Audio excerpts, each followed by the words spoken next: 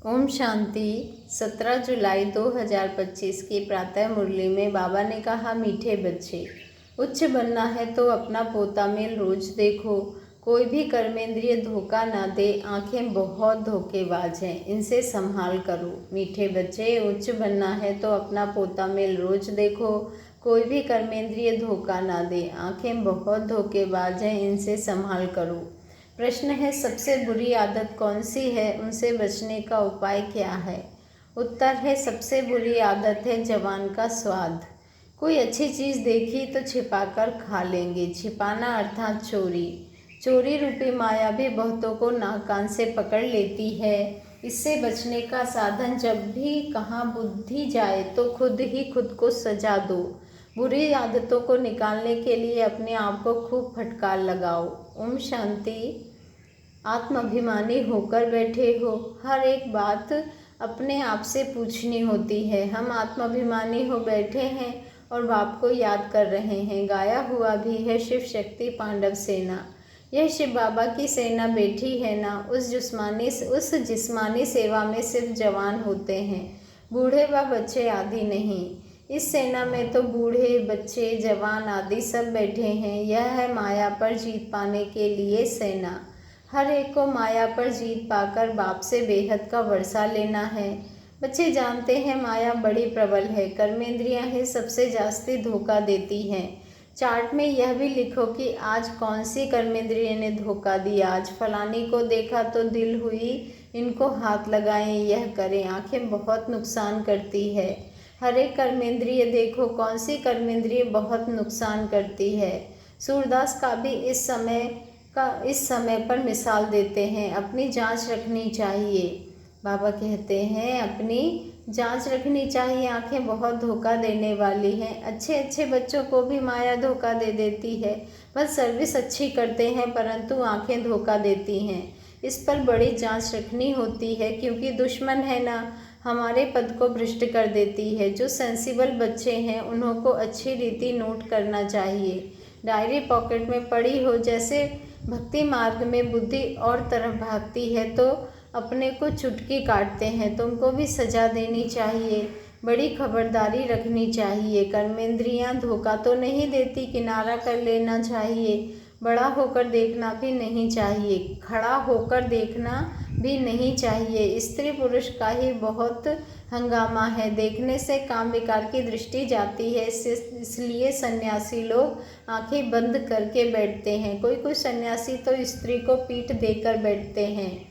उन सन्यासी, बाबा ने कहा, उन सन्यासियों आदियों को क्या मिलता है? करके 10-20 लाख करोड़ इकट्ठा करेंगे, मर गए तो खलास, फिर दूसरे जन्म में इकट्ठा करना पड़े। तुम बच्चों को तो जो कुछ मिलता है वह विनाशी वर्षा हो जाता है। वहाँ धन की लालच होती ही नहीं। बाबा ने कहा, ऐसी कोई अप्राप्ति होती नहीं जिसके लिए माथा मारना पड़े। कलयुग अंत और सतयुग आदि में रात दिन का फर्क है। यहाँ तो अपार सुख होता है, यहाँ कुछ भी नहीं। बाबा हमेशा कहते हैं, संगम अक्षर के साथ पुरुषोत्तम अक्षर जरूर लिखो। साफ साफ अक्षर बोलने चाहिए, समझाने में सहज होता है। मनुष्य से देवता किए तो जरूर संगम पर ही आएगा ना, देवता बनाने, नरकवासी को स्वर्गवासी बनाने। बाबा कहते हैं, मनुष्य तो घोर अंधियारे में है, स्वर्ग क्या होता है पता ही नहीं, और धर्म वाले तो स्वर्ग को देख भी नहीं सकते। इसलिए बाबा कहते हैं, तुम्हारा धर्म बहुत सुख देने वाला है। उनको कहते ही हैं हेवन, परंतु यह थोड़े ही समझते हैं कि हम ही हेवन में जा सकते हैं। किसको भी पता नहीं है, भारतवासी यह भूल गए हैं। हेवन को लाखों वर्ष कह देते हैं। क्रिश्चियन लोग खुद कहते हैं 3000 वर्ष पहले हेवन था। लक्ष्मी नारायण को कहते ही हैं गॉड गॉडेस। जरूर गॉड ही गॉड गॉडेस बनाएंगे तो मेहनत करनी चाहिए। रोज अपना पोता मेल देखना चाहिए। कौन सी कर्मेंद्रिय ने धोखा दिया? जवान भी कोई कम नहीं। कोई अच्छी चीज़ देखी तो छिपा कर खा लेंगे। समझते थोड़े ही हैं कि यह भी पाप है। चोरी हुई ना, सो भी शिव बाबा के यज्ञ से चोरी करना बहुत खराब है। कख का चोर सो लक का चोर कहा जाता है। बहुतों को माया नाक से पकड़ती रहती है। यह सब बुरी आदतें निकालनी है। अपने सिर पर अपने पर फटकार डालनी चाहिए। जब तक बुरी आदतें हैं तब तक उच्च पद पा नहीं सकेंगे। स्वर्ग में जाना तो बड़ी बात नहीं है, परंतु कहाँ राजा रानी कहाँ प्रजा, तो बाप कहते हैं कर्मेंद्रियों की बड़ी जांच करनी चाहिए। कौन सी कर्मेंद्रिय धोखा देती है, पोता मेल निकालना चाहिए। व्यापार है ना, बाप समझाते हैं मेरे से अच्छा व्यापार करना है, उच्च पद पाना है तो श्रीमत पर चलो। बाप डायरेक्शन देते, उसमें भी माया विघ्न डालेगी, करने नहीं देगी। बाप कहते हैं यह भूलो मत, गफलत करने से फिर बहुत पछताएंगे, कभी उच्च पद नहीं पाएंगे। अभी तो खुशी से कहते हैं हम नर से नारायण बनेंगे, परंतु अपने से पूछते रहो कहाँ कर्मेंद्रिय धोखा तो नहीं देती है। अपनी उन्नति करनी है। जो बाप जो डायरेक्शन देते हैं उसे अमल में लाओ। सारे दिन का पोता मेल देखो, भूलें तो बहुत होती रहती हैं, आंखें बड़ा धोखा देती हैं। तरस पड़ेगा इनको खिलाऊं सौगात दूं। बाबा कहते हैं इनको खिलाऊं सौगात दूं। अपना टाइम बहुत वेस्ट कर लेते हैं। माला का दाना बनने में बड़ी मेहनत है। 8 रतन है मुख्य, 9 रतन कहते हैं। एक तो बाबा, बाकी है 8। बाबा की निशानी तो चाहिए ना, बीच में कोई ग्रहचारी आदि आती है तो 9 रतन की अंगूठी आदि पहनाते हैं। इतने ढेर पुरुषार्थ करने वालों से 8 निकलते हैं। पास विद ऑनर्स 8 रत्नों की बहुत महिमा है। देह अभिमान में आने से कर्मेंद्रिय बहुत धोखा देती है। भक्ति में भी चिंता रहती है ना, सिर पर पाप बहुत है। दान पुण्य करें तो पाप मिट जाए। सतयुग में कोई चिंता की बात नहीं, क्योंकि वहाँ रावण राज्य ही नहीं। वहाँ तो ऐसी बातें हो नहीं सकती। बाबा कहते वहाँ तो ऐसी बातें हो, फिर तो नर्क और स्वर्ग में कुछ फर्क ही ना रहे। तुमको इतना उच्च पद पाने के लिए भगवान बैठ पढ़ाते हैं, बाबा याद नहीं पड़ता है। अच्छा पढ़ाने वाला टीचर तो याद पड़े। अच्छा भला यह याद करो कि हमारा एक ही बाबा सतगुरु है। मनुष्यों ने आसुरी मत पर बाप का कितना तिरस्कार किया है। बाप अब सब पर उपकार करते हैं। तुम बच्चों को भी उपकार करना चाहिए। किसी पर भी अपकार नहीं, कुदृष्टि भी नहीं, अपना ही नुकसान करते हैं। यह वाइब्रेशन फिर दूसरों पर भी असर करता है। बाप कहते हैं बहुत बड़ी मंजिल है, रोज अपना पोता मेल देखो, कोई विकर्म तो नहीं बनाया है। यह है ही विकर्मी दुनिया, विकर्मी संबत, विकर्माजीत देवताओं के संबत का कोई को पता नहीं। बाप समझाते हैं विकर्माजीत संबत को 5000 वर्ष हुए, बाद में विकर्म संबत शुरू होता है। राजाएं भी विकर्म ही करते रहते हैं। तब आप कहते हैं कर्म अकर्म विकर्म की गति मैं तुमको समझाता हूँ। रावण राज्य में तुम्हारे कर्म विकर्म बन जाते हैं। सतयुग में कर्म अकर्म होते हैं, विकर्म नहीं बनता। वहाँ विकार का नाम ही नहीं। यह ज्ञान का तीसरा नेत्र अभी तुमको मिला है। अभी तुम बच्चे बाप के द्वारा त्रिनेत्री त्रिकालदर्शी बने हो। मनुष्य कोई बना ना सके, तुमको बनाने वाला है बाप। पहले जब आस्तिक हो तब त्रिनेत्री त्रिकालदर्शी बने। सारा ड्रामा का राज बुद्धि में है। मूल वतन सूक्ष्म वतन 84 का चक्र सब बुद्धि में है। फिर पीछे और धर्म आते हैं, वृद्धि को पाते रहते हैं। उन धर्म स्थापकों को गुरु नहीं कहेंगे। सर्व की सद्गति करने वाला सतगुरु एक ही है, बाकी वह कोई सद्गति करने थोड़े ही आते हैं, वह धर्म स्थापक हैं। क्राइस्ट को याद करने से सद्गति थोड़े ही होगी, विकर्म विनाश थोड़े ही होंगे, कुछ भी नहीं। उन सबको भक्ति की लाइन में कहा जाएगा। ज्ञान की लाइन में सिर्फ तुम हो, तुम पंडे हो। सबको शांति धाम सुख धाम का रास्ता बताना है। बाप भी लिबरेटर गाइड है। उस बाप को याद करने से ही विकर्म विनाश होंगे। उस बाप को याद करने से ही विकर्म विनाश होंगे। अभी तुम बच्चे अपने विकर्म विनाश करने का पुरुषार्थ कर रहे हो, तो तुम्हें ध्यान रखना चाहिए कि एक तरफ पुरुषार्थ, दूसरे तरफ विकर्म ना होता रहे। पुरुषार्थ के साथ साथ विकर्म भी किया तो 100 गुना हो जाएगा। जितना हो सके उतना विकर्म ना करो, नहीं तो एडिशन हो जाएगी, नहीं तो एडिशन भी होगी। नाम भी बदनाम करेंगे। जबकि जानते हो भगवान हमको पढ़ाते हैं तो फिर कोई विकर्म नहीं करना चाहिए। जबकि जानते हो भगवान हमको पढ़ाते हैं तो फिर कोई विकर्म नहीं करना चाहिए। बाबा ने कहा छोटी चोरी या बड़ी चोरी पाप तो हो जाता है ना। यह आंखें बड़ा धोखा देती है। बाप बच्चों की चलन से समझ जाते हैं। कभी ख्याल भी ना आए कि यह हमारी स्त्री है। हम ब्रह्मा कुमार कुमारी हैं, शिव बाबा के पुत्र हैं। हमने बाबा से प्रतिज्ञा की है, राखी बांधी है, फिर आंखें क्यों धोखा देती हैं। याद के बल से कोई भी कर्मेंद्रियों के धोखे से छूट सकते हो। बड़ी मेहनत चाहिए, बाप के डायरेक्शन पर अमल कर चार्ट लिखो।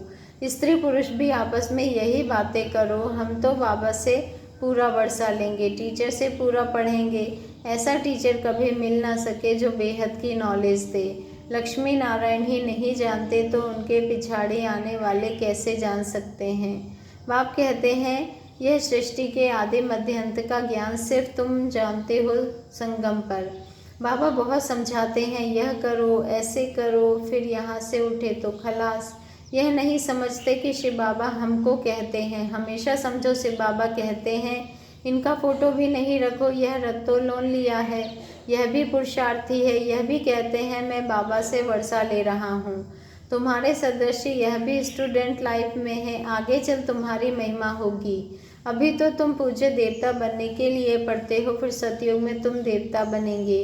यह सब बातें सिवाय बाप के कोई समझा ना सके। तकदीर में नहीं है तो संशय उठता है। शिव बाबा कैसे आकर पढ़ाएंगे, मैं नहीं मानता। मानते नहीं तो फिर शिव बाबा को याद भी कैसे करेंगे। विकर्म विनाश हो नहीं सकेंगे। यह सारी नंबरवार राजधानी स्थापन हो रही है, दास दासियां भी तो चाहिए ना। दासियों राजाओं को दासियां भी दहेज में मिलती है। यहाँ ही इतनी दासियां रखते हैं तो सतयुग में कितनी होंगी।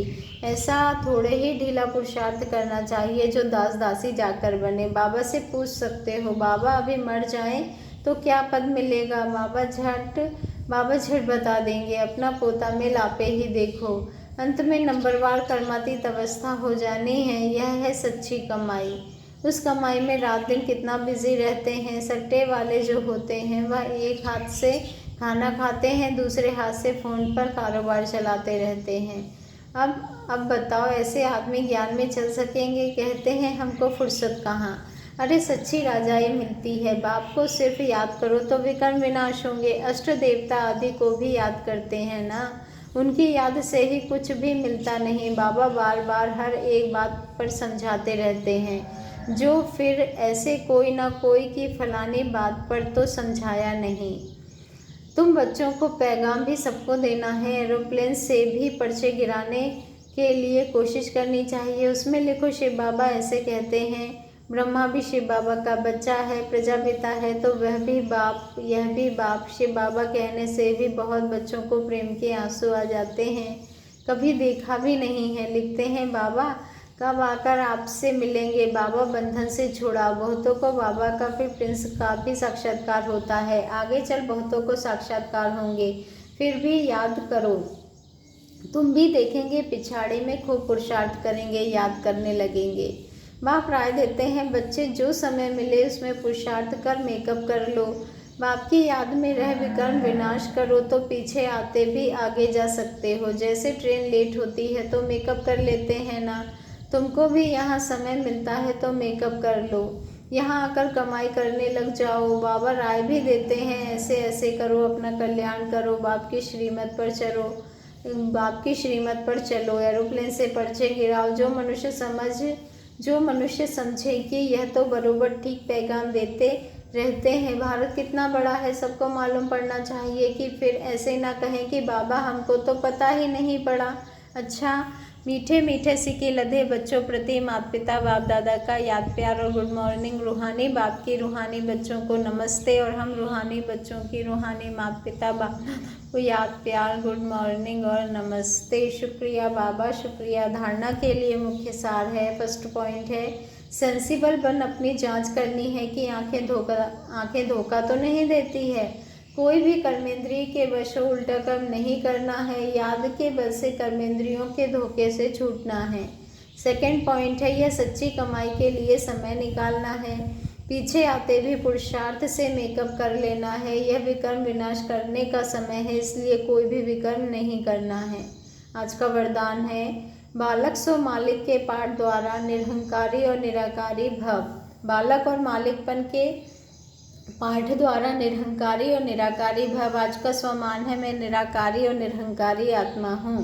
बालक बनना अर्थात हद के जीवन का परिवर्तन होना। कोई कितने भी बड़े देश का मालिक हो, धन व परिवार का मालिक हो, लेकिन बाप के आगे सब बालक है। तुम ब्राह्मण बच्चे भी बालक बनते हो तो बेफिक्र बादशाह और भविष्य में विश्व के मालिक बनते हो। बालक सो मालिक हो, यह स्मृति सदा निरहंकारी निराकारी स्थिति का अनुभव कराती है। बालक अर्थात बच्चा बनना माना माया से बच जाना। स्लोगन है, प्रसन्नता ही ब्राह्मण जीवन की पर्सनैलिटी है तो सदा प्रसन्नचित रहो। प्रसन्नता ही ब्राह्मण जीवन की पर्सनैलिटी है तो सदा प्रसन्नचित रहो। आज का व्यक्त इशारा है, संकल्पों की शक्ति जमा कर श्रेष्ठ सेवा के निमित्त बनो। जो कार्य आज के अनेक पदमपति नहीं कर सकते, वह आपका एक संकल्प आत्मा को पद्मा पदमपति बना सकता है। इसलिए श्रेष्ठ संकल्प की शक्ति जमा करो। श्रेष्ठ संकल्प की शक्ति को ऐसा स्वच्छ बनाओ जो जरा भी व्यर्थ की अस्वच्छता भी ना हो, तब यह शक्ति कमाल के कार्य करेगी। अच्छा, ओम शांति। शुक्रिया बाबा, शुक्रिया।